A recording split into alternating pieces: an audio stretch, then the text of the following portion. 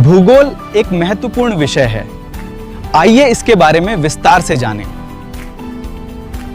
भूगोल पृथ्वी के सतह और मानव समाज के स्थानिक वितरण का अध्ययन है। इसकी दो मुख्य शाखाएं हैं, भौतिक भूगोल और मानव भूगोल। इसके अध्ययन का महत्व।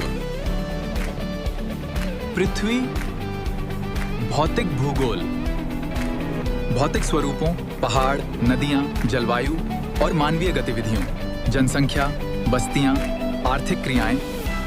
भूगोल पृथ्वी के वातावरण और लोगों के बीच अंतर संबंधों का अध्ययन करता है।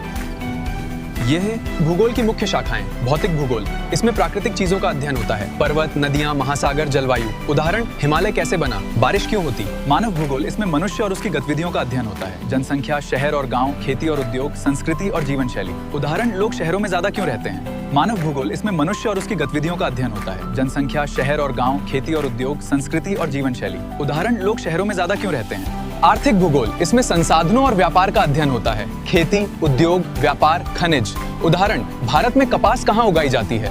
भूगोल क्यों जरूरी है। हमें पृथ्वी और पर्यावरण को समझने में मदद करता है। प्राकृतिक आपदाओं से बचाव सीखते हैं। देश विदेश की जानकारी मिलती है। खेती, व्यापार और जीवन के लिए जरूरी है।